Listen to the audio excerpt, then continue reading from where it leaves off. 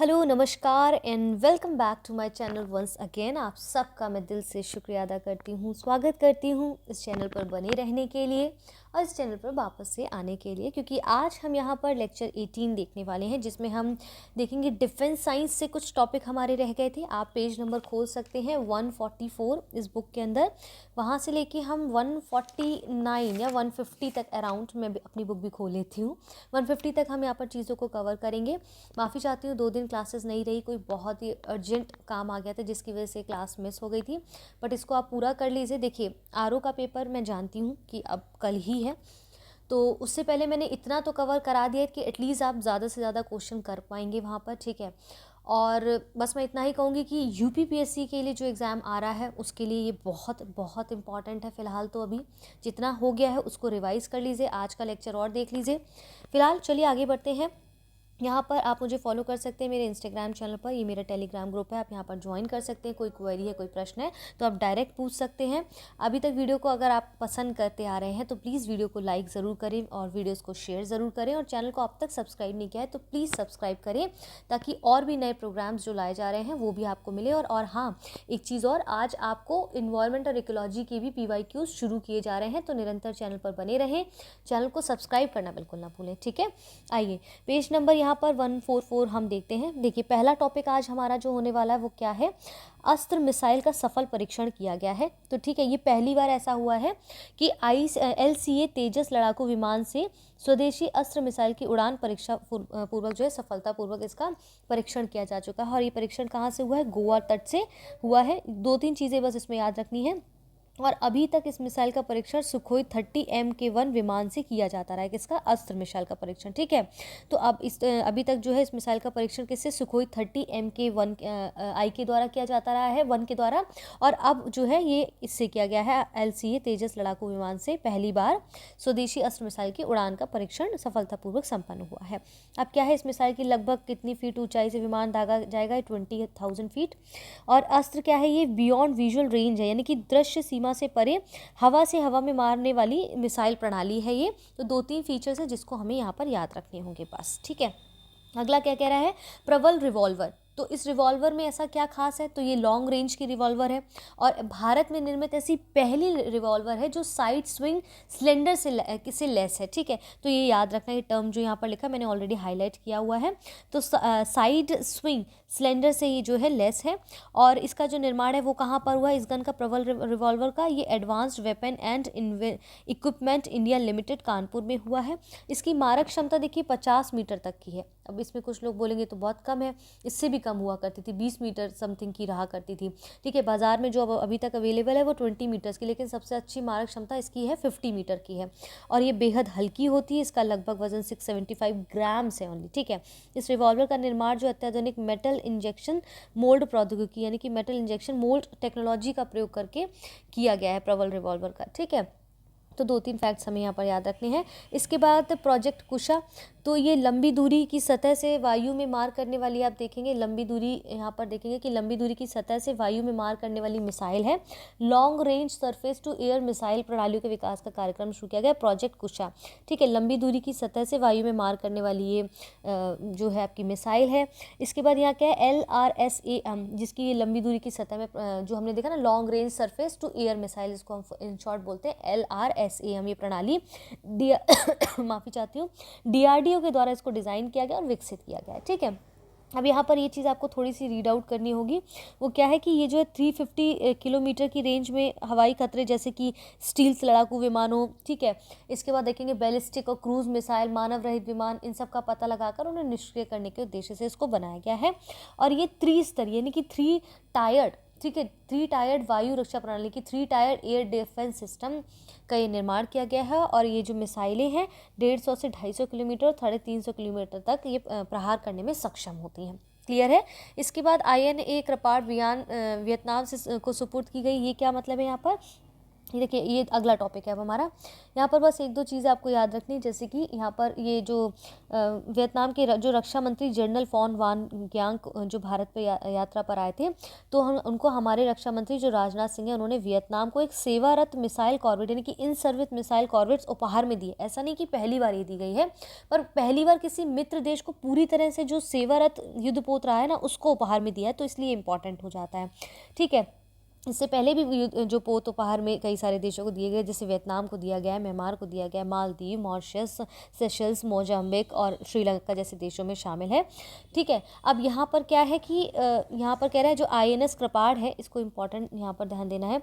INS जो कृपाड़ है वो खुखरी श्रेणी का तीसरा स्वदेश निर्मित मिसाइल कॉर्वेट है। ठीक है, खुखरी क्लास का तीसरा स्वदेश निर्मित मिसाइल कॉर्वेट है ये, तो ये इंपॉर्टेंट हो जाता है। इसके बाद अगला टॉपिक क्या है, सर्वेक्षण पोत संशोधक। यहाँ तक समझ आ गया।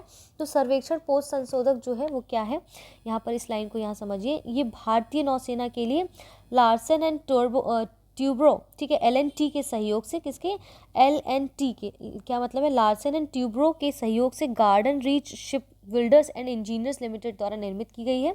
ये 4 सर्वेक्षण पोत परियोजना, यानी कि ये इसका चौथा पोत है। ठीक है, तो यानी कि 3 और बनाए जा चुके हैं। वो कौन कौन से, संशोधक का अर्थ यहाँ पर शोधकर्ता, रिसर्चर से है। तो ये संशोधन या ये कुछ अलग मत समझ लीजिएगा, ये शोधकर्ता यानी कि रिसर्चर से है। और कह रहे हैं कि ये 4 सर्वेक्षण परियोजनाएं का चौथा पोत है, यानी कि 3 और रह चुके हैं, चौथा ये है ना। INS संशोधन 13 जून 2023 को जो जलावतरण उसका हुआ है। तो पहले 3 कौन कौन से थे, INS संधायक, INS निर्देशक, INS रक्षक। तो इसको एक बार से आप रीड कर लेना है बस। ठीक है, यहाँ तक क्लियर हो गया है। चलिए इसमें अब हम आगे बढ़ते हैं। अगला टॉपिक है हमारा अग्नि प्राइम का सफल परीक्षण क्या है। यहाँ पर देखना है कि ये जो सफल परीक्षण है वो बालासोर स्थित डॉक्टर APJ अब्दुल कलाम द्वीप से किया गया था। एक बार मैंने पूछा भी था कि डॉक्टर APJ अब्दुल कलाम द्वीप का पहले क्या नाम था, तो वो द्वीप का नाम आप बता सकते हैं। इसके बाद यहाँ पर ये पहला प्री इंडक्शन नाइट लॉन्च है। ठीक है, ये क्या है, पहला प्री इंडक्शन नाइट लॉन्च है, यानी कि ये जो रात्रि में आप देखेंगे कि इस मिसाइल में 3 जो सफल विकासात्मक परीक्षण हुए उसके बाद ये पहला प्री इंडक्शन नाइट लॉन्च है। और ये सतह से सतह पर मार करने में सक्षम है। किस में सक्षम है ये याद रखना, हवा से हवा में या सतह से सतह पर मार करने में। तो ये बेसिक चीज़ें हमें याद रखनी होगी। मारक क्षमता देख लेनी 1000 किलोमीटर से 2000 किलोमीटर। और ये कंस्त्रीकृत मिसाइल है जो रोड या रेल प्लेटफॉर्म से लॉन्च किया जा सकता है। तो ये इंपॉर्टेंट हो जाएगा यहाँ पर कि जिसे रोड या रेल प्लेटफॉर्म से लॉन्च किया जा सकता है। ठीक है, इसके बाद यहाँ हमें देखना होगा Agni-1 का सफल परीक्षण जो हुआ था, कब हुआ था, कहाँ से हुआ, डॉक्टर APJ अब्दुल कलाम द्वीप Agni-1 मिसाइल का परीक्षण हुआ था कब, 7 दिसंबर 2023 को। और ये Agni-1 क्या है, लघु दूरी यानी कि शॉर्ट रेंज की बैलिस्टिक मिसाइल है। तो इसका बेसिक हमें देखना होगा थोड़ा सा, क्या है कि शॉर्ट रेंज की ये एक बैलिस्टिक मिसाइल है। ठीक है, देखिए पहले तो यहाँ से एक प्रश्न बन सकता है कि भारत का अगला टॉपिक है, ये PT के लिए इंपॉर्टेंट है। क्यों, भारत का पहला अंतर्राष्ट्रीय क्रूज़ क्या है, MV एक्सप्रेस है। ठीक है, MV एक्सप्रेस भारत का पहला अंतर्राष्ट्रीय क्रूज़ पोत है, पहली चीज़। ठीक है, अंतर्राष्ट्रीय यात्रा में जो MV एक्सप्रेस को चेन्नई से श्रीलंका के लिए रवाना किया गया है, हमें ये समझना है। इसके बाद कहते हैं कि ये जो क्रूज़ सेवा है, MV एक्सप्रेस जो क्रूज़ सेवा है, इंपॉर्टेंट है कि श्रीलंका में 3 बंदरगाहों यानी कि हम्बनटोटा, त्रिंकोमाली और कांके सुनतराई, ठीक है, इसकी यात्रा यहाँ पर ये यात्रा करेगा।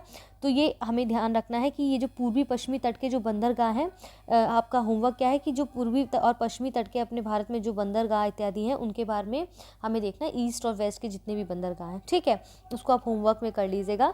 तो श्रीलंका के 3 बंदरगाह हम्बनटोटा, त्रिंकोमाली और कांके जो आपका है, ठीक है, संतुराई, इसकी यात्रा ये करेगा क्रूज सेवा। ये बस इसमें इतना इंपॉर्टेंट है। दूसरा टॉपिक है हमारा BMD इंटरसेप्टर मिसाइल का सफल परीक्षण। तो ये अनुसंधान एवं विकास संगठन किसके द्वारा, DRDO। अब भारतीय नौसेना ने समुद्र आधारित सी बेस्ड BMD इंटरसेप्टर मिसाइल का प्रथम उड़ान परीक्षण किया है। ठीक है, सफलतापूर्वक किया। तो ये DRDO और भारतीय सेवा ने समुद्र सी बेस्ड BMD इंटरसेप्टर मिसाइल का प्रथम उड़ान परीक्षण किया है। इंपॉर्टेंट है, कहाँ से किया, उड़ीसा के तट से किया है। और यहाँ क्या इंपॉर्टेंट हो जाएगा, इस परीक्षण के साथ भारत नौसैनिक जलपोत में BMD इंटरसेप्टर मिसाइल का प्रक्षेपण की क्षमता रखने वाले देशों में एक विशिष्ट समूह में ये शामिल हो गया है। ठीक है, तो विशिष्ट समूह में शामिल हो गया। ऐसा नहीं कि सिर्फ यही है जिसने ऐसा किया, बस उस लिस्ट में ये शामिल हो गया है। ठीक है, किसमें, BMT इंटरसेप्टर मिसाइल का सफल परीक्षण के अंतर्गत। ठीक है, अब इसमें यहाँ पर क्या है कि जो ADI है ये लंबी दूरी लॉन्ग रेंज की एक इंटरसेप्टर मिसाइल है, इसके बारे में बस यहाँ पर ये ध्यान देना है। अगला टॉपिक है पनडुब्बी रोधी पोत एंड्रोथ लॉन्च। ठीक है, एंड्रोथ लॉन्च है ये। ठीक है, इसका क्या है यहाँ पर देखना है हमें कि ये कहाँ से है, पहले तो ये समझना। INS जो एंड्रोथ है ये कोलकाता में हुगली नदी से लॉन्च किया गया है। ठीक है, कोलकाता में हुगली नदी से लॉन्च किया गया। ये केंद्र शासित प्रदेश लक्षद्वीप में स्थित एंड्रोथ द्वीप को जाने वाली रणनीतिक समुद्री महत्व को दर्शाने के लिए इस पोत का नाम एंड्रोथ रखा गया। किसके नाम पर? एंड्रोथ द्वीप, जो कि आपके लक्षद्वीप में स्थित है। ठीक है, अब यहाँ पर आपको देखना है ये जो दामोदर की सहायक नदियाँ हैं वो आप देख लेना है। हुगली नदी का नाम जब आया है तो ऐसे ही जैसे हमने और भी चीज़ें देखी थी। ठीक है, बंगाल की खाड़ी, अरब सी, इन सब के बारे में थोड़ा सा, नदियों के बारे में यहाँ पर थोड़ा डिटेल में आप बेसिक में जाके देख लेना। इसके बाद यहाँ क्या इंपॉर्टेंट है PT के लिए मैंने लिखा है कि ये पोत जो है भारतीय नौसैनिक के लिए messrs garden reach ship builders and engineers द्वारा 8 anti submarine warfare shallow water craft ये परियोजना बनाई गई। दूसरा पोत है, यानी कि पहला पोत भी कोई रहा होगा। ठीक है, तो यहाँ पर क्या है कि ये पोत जो है messrs garden reach ship builders and engineers द्वारा निर्माणाधीन 8 anti submarine warfare shallow water craft परियोजना का ये दूसरा पोत है। ठीक है, इसके अनुबंध के तहत क्या यहाँ पर जो कॉन्ट्रैक्ट हुआ है तो उसमें हमें 2-3 चीज़ें याद रखनी। इनका पहला जो कॉन्ट्रैक्ट है वो क्या है कि एंटी सबमरीन वॉरफेयर क्राफ्ट अड़ाला का जलावतरण हुआ था 2022 में। ठीक है, इसके बाद दूसरा आपका हुआ है, यहाँ पर आप देखेंगे कि INS एंड्रोथ तथा INS अड़ाला दोनों की लंबाई कितनी है वो इंपॉर्टेंट नहीं है। दूसरा यहाँ पर आप देखेंगे कि इसके बाद इनका ये जो तीसरा वाला क्या है, ये anti submarine warfare shallow water craft की श्रृंखला का तीसरा पोत कौन सा है? अंजदीप का जलावतरण कटुपल्ली तमिलनाडु में हुआ है। पहला आपका ये हुआ है। ठीक है, इसके बाद आप यहाँ पर देखेंगे जो चौथा इनका है वो INS अमिनी का जलावतरण, तो ये पहला हो गया। ठीक है, इसके बाद ये तीसरा हो गया, ये चौथा हो गया। दूसरा आपका कौन सा? ये एंड्रोथ वाला INS एंड्रोथ है। ठीक है, तो पहला कौन सा? एंटी सबमरीन वॉरफेयर क्राफ्ट अड़ाला, फिर दूसरा आपका INS एंड्रोथ है, तीसरा आपका है अंजदीप का जलावतरण कटुपल्ली, और चौथा आपका INS अमिनी का जलावतरण है। ठीक है, तो ये क्या है? पनडुब्बी रोधी पोत एंड्रोथ का लॉन्च किया गया है। उसके बदले में आपको देखना है कि इसके अलावा जो 4 और कॉन्ट्रैक्ट इसके तहत हुए वो क्या क्या नाम से हैं, उनको आप यहाँ पर देख लेना है। बस इसमें इतना ही इंपॉर्टेंट है। अगला टॉपिक है INS बागीर नौसेना में शामिल कर लिया गया है। तो ये क्या है? स्कॉर्पिन श्रेणी, यानी कि कलवरी श्रेणी की 5वीं स्टील पनडुब्बी है, और ये बागीर जो है पश्चिमी नौसैनिक कमान की पनडुब्बी के बेड़े का अंग होगी। यहाँ पर क्या याद रखना, INS बागीर का जो नामकरण है वो हिंद महासागर के गहरे क्षेत्र में पाई जाने वाली एक परभक्षी है। क्या नाम है? सैंड शार्क के नाम पर किया गया है। तो सैंड शार्क का जो नाम है बागीर के नाम पर बेस्ड है, इसलिए INS बागीर का जो नामकरण है वो हिंद महासागर में गहरे क्षेत्र में रहने वाली एक परभक्षी जिसका नाम है सैंड शार्क, इसके नाम पर रखा गया है। तो यहाँ पर आपका हिंद महासागर इंपॉर्टेंट हो जाता है, तो हिंद महासागर के बारे में थोड़ा सा बेसिक में पता कर लीजिएगा। ठीक है, इस पनडुब्बी का जो मोटो है वो क्या है? साहस, शौर्य और समर्पण है। इंपॉर्टेंट है, साहस, शौर्य और समर्पण है। ठीक है, इसके बाद क्या, ये स्कॉर्पिन जो श्रेणी की पहली पनडुब्बी है INS कलवरी है, और ये दूसरी पनडुब्बी कौन सी? INS खंदेरी है, और तीसरी पनडुब्बी आपकी INS करंज है। ठीक है, तो पहली पनडुब्बी कौन सी? INS कलवरी है, दूसरी पनडुब्बी आपकी INS खंदेरी, तीसरी पनडुब्बी आपकी INS करंज है। ठीक है, और जबकि चतुर्थ आपकी कौन सी पनडुब्बी? INS बेला है, और छठी कौन सी अंतिम पनडुब्बी कौन सी? INS बागशीर है, जो प्रेजेंट टाइम में परीक्षण के चरण में अभी एंटर्ड हुई है। ठीक है, तो इतनी सारी आपकी जो ये पनडुब्बियाँ हैं, जैसे बागी नौसेना में जिसको शामिल किया गया, उसके अतिरिक्त भी स्कॉर्पिन श्रेणी की पहली पनडुब्बी ये है, दूसरी ये है, तीसरी ये, चौथी ये है, 5वीं आपने इसको पढ़ा है, छठी ये है। ठीक है, तो बस हमें इतना इसमें ध्यान देना होगा। एक बार रीड कर लेना ये चीज़, हो सकता है बहुत से बच्चों के लिए थोड़ी सी टफ हो ये, क्योंकि साइंस बैकग्राउंड सबका तो नहीं है। ठीक है, इसके बाद स्काई हॉक की अगर बात करें तो भारत का पहला 5G सक्षम ड्रोन कौन सा? स्काई हॉक हो गया। ठीक है, अब यहाँ पर क्या है कि स्टार्टअप IG ड्रोन जो है, इस ड्रोन का विकास किसने किया है? इस ड्रोन का विकास स्टार्टअप IG ड्रोन ने किया है। तो किसने किया? IG ड्रोन ने किया है।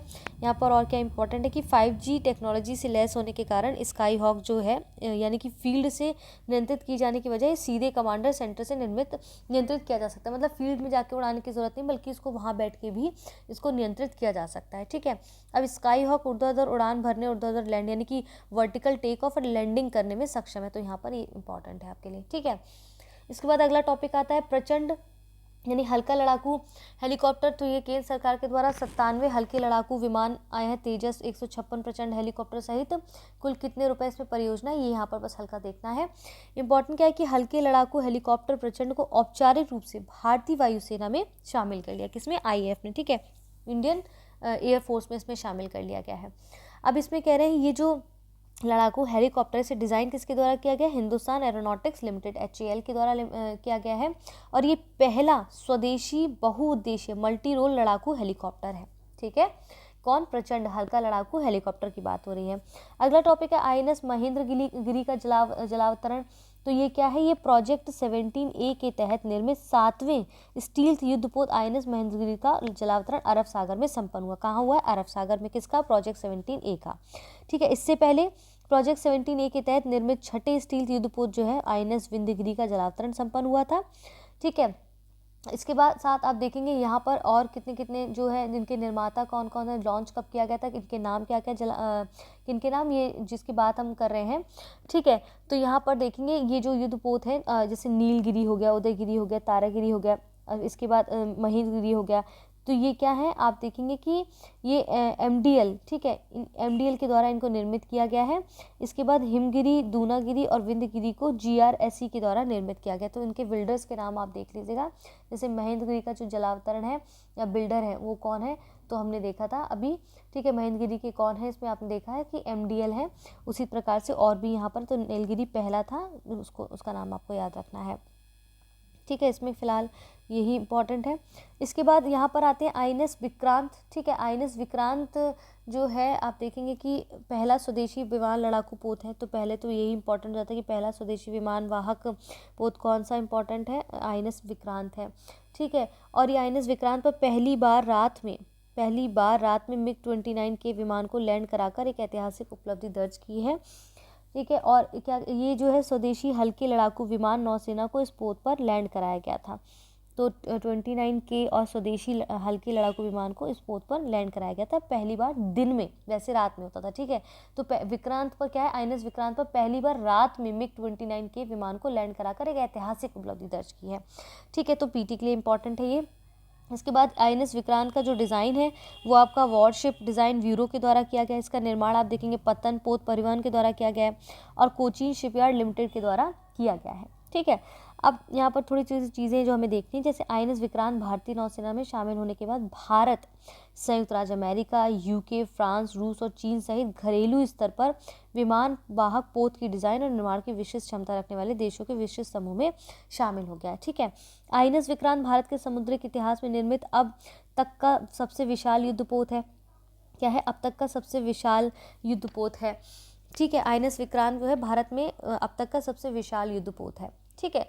ये बस हमें थोड़ी थोड़ी चीज़ें याद रखनी। अब हम आते हैं मेन जो भी युद्ध अभ्यास के हुए हैं उनके भागीदार देश कौन रहे, कौन से प्रकार का अभ्यास था, उसकी विशेषता क्या है, उनको हम यहाँ पर अब देखेंगे। पेज नंबर 148 आप खोल लीजिए, पेज नंबर 148 है, ठीक है। आप देखिए यहाँ पर क्या है, कह रहे हैं पहला, अब मैंने हालांकि इसमें लिखा हुआ अभी कि कौन सा PYQ में आ चुका है, जिसमें PYQ में मतलब प्रीवियस क्वेश्चन रह चुका है, और कौन सा अभी के लिए इंपॉर्टेंट है। जैसे विन-वेक्स जो है आपका 2023 में युद्ध अभ्यास हुआ है। ये भागीदार देश कौन है, भारत और वियतनाम है, यानी कि वियतनाम और फिर इसके बाद ये वियतनाम, V से वियतनाम और IN से इंडिया है, ठीक है। ये याद रखना है। और यहाँ पर PT के लिए क्यों इंपॉर्टेंट है, हनोई वियतनाम में आयोजित हुआ है।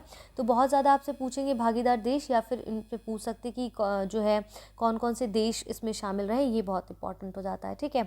अब जैसे प्रीवियस ईयर में आपसे ये पूछा गया सूर्य किरण के बारे में, तो ये पिथौरागढ़ उत्तराखंड में हुआ था, तो ये PT के लिए इंपॉर्टेंट हो जाता है। हालांकि आ चुका है तो मे भी ना पूछे, ठीक है। भारत नेपाल, इसके बाद ऑस्ट्रा हिंद, ये आपका ऑस्ट्रेलिया में, ऑस्ट्रा हिंद से आप भारत और ऑस्ट्रेलिया के बारे में जान सकते हैं, ऐसे मतलब ट्रिक लगा सकते हैं।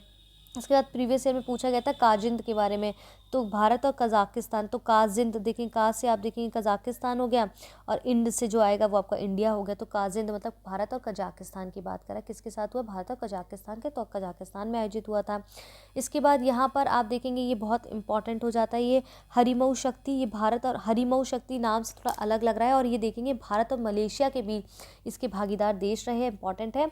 और कहाँ हुआ, मेघालय में आयोजित हुआ, इसलिए और इम्पॉर्टेंट हो जाता है। तो PT के लिहाज से इंपॉर्टेंट, क्योंकि अभी तक आया नहीं है, तो हो सकता है आपसे पूछ लिया जाए, ठीक है। ठीक है। इसके बाद आप देखेंगे प्रीवियस ईयर में क्वेश्चन आता है सिम्बेक्स के बारे में। तो सिम्बेक्स देखिए इस तरह देखिए, सिम्बेक्स, ठीक है, सिम्बेक्स इसका ये नाम है। तो इसमें क्या है, सिम्बेक्स में आप देखेंगे कि भारत और सिंगापुर, SI से सिंगापुर, ठीक है, S से सिंगापुर, I से इंडिया, तो भारत और सिंगापुर के बीच में ये जो है भागीदार देश रहे हैं। और फिलहाल तो ये कहाँ आयोजित है देख ही लिया है। इसके बाद PYQ में पूछा गया था मालाबार, तो ये बहुराष्ट्रीय देश इसमें शामिल थे, कौन कौन, भारत, जापान, ऑस्ट्रेलिया और अमेरिका। अब यहाँ पर ये PT के लिए इसलिए इम्पोर्टेंट अभी है क्योंकि इसमें कहा गया है कि भारत की तरफ से INS कोलकाता, INS सहाद्री और P-81 समुद्री गश्ती विमान इसमें शामिल थे। अब P-81 के बारे में मैं ऑलरेडी आपको एक बार इसी किताब में ऑलरेडी पीछे पढ़ा चुकी हूँ, उसमें जाके देखिएगा, ठीक है। तो इसलिए PT के लिहाज से इंपॉर्टेंट है ये आपका युद्धाभ्यास। इसके बाद ये आपका बहुत इंपॉर्टेंट है, जैसे नोमैडिक एलिफेंट जो है, नोमैडिक एलिफेंट आपका भारत मंगोलिया देश भागीदार इसके देश रहे हैं। संयुक्त सैन्य अभ्यास है और उलान बटार और मंगोलिया से इसमें जो है आयोजित किया गया है।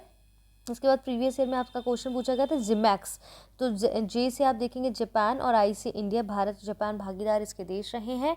और ये 7वां संस्करण था, विशाखापत्तनम से इसको आयोजित किया गया है।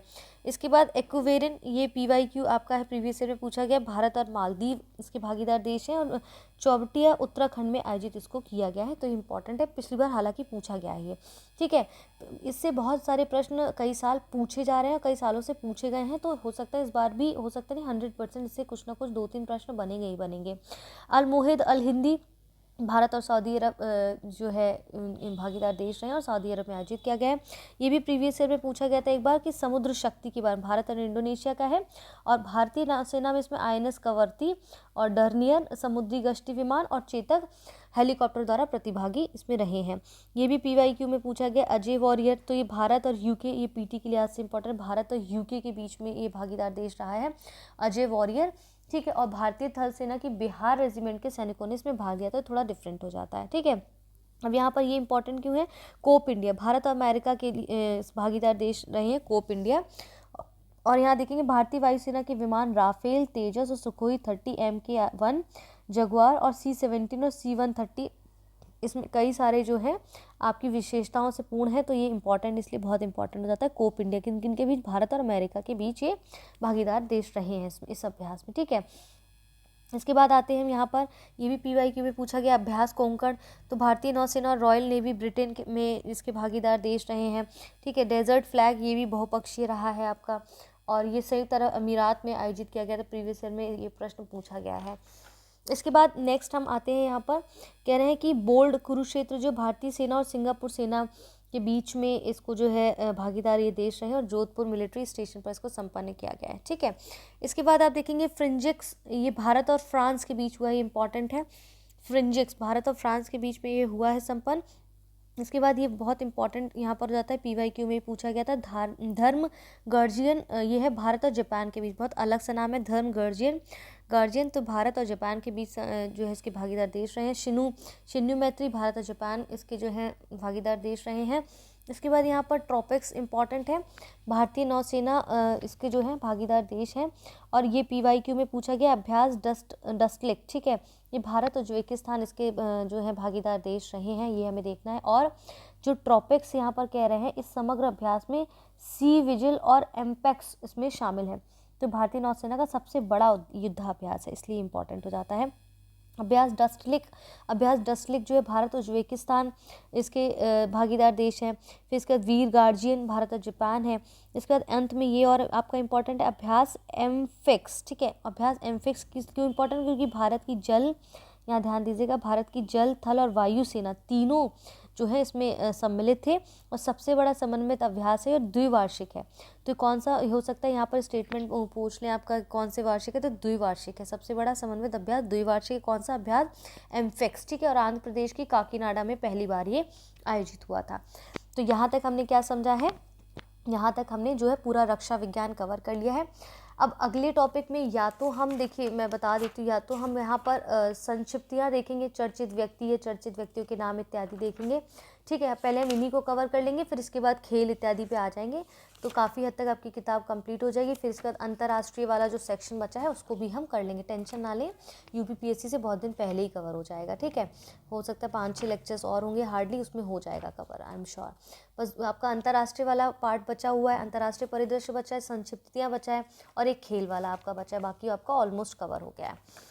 तो ये भी हम फटाफट से कर लेंगे, क्योंकि इस किताब में लास्ट में बहुत सी चीज़ें खेल वगैरह है, उनको देखना है, यानी कि 3-4 या 5 लेक्चर में मोस्ट प्रॉब्ली हो जाएगा ख़त्म, फिर आप रिवाइज़ कर सकते हैं। ठीक है, तो फिलहाल के लिए आज की इस वीडियो को हम यहाँ पर समाप्त करते हैं, कल मिलते हैं। और मैं अब सोच रही हूँ कि क्यों ना हम पर डे में 2 वीडियो डालें, लेकिन इसके लिए मुझे थोड़ा सा समय दीजिए, क्योंकि अकेले ही सब चीज़ें करनी है, तो उसमें मुझे थोड़ा समय चाहिए, क्योंकि पढ़ना पड़ता है, चीज़ों को एनालाइज़ करना पड़ता है, रिसर्च करना पड़ता है, इसके बाद चीज़ें आपके लिए प्रस्तुत होती हैं यहाँ पर, तो उसके लिए थोड़ा समय चाहिए, लेकिन हो जाएगा, आप उसके लिए निश्चिंत रहें।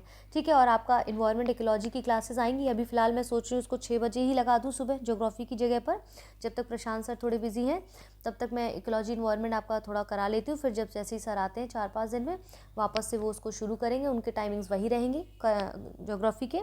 फिलहाल मैं सुबह सोच रही हूँ इन्वायरमेंट और इकोलॉजी आपकी क्लासेस होती हैं, उसको फिलहाल कंटिन्यू करते हैं। ठीक है, और भी अगर कुछ आप नया इनिशिएटिव चाहते हैं तो मुझे कमेंट करिए, या मेरे टेलीग्राम ग्रुप पे मैसेज करिए, इंस्टाग्राम पे मैसेज करिए, मुझे बताइए और आप क्या पढ़ना चाहते हैं, जो आपको लगता है ये हो जाएगा तो ये मेरे पीसीएस या यूपीपीएससी में बहुत कारगर साबित होगा, तो उसके बारे में आप मुझे बता सकते हैं, मैसेज कर सकते हैं। फिलहाल के लिए चलते हैं, कल मिलते हैं एक और वीडियो में, तब तक के लिए धन्यवाद।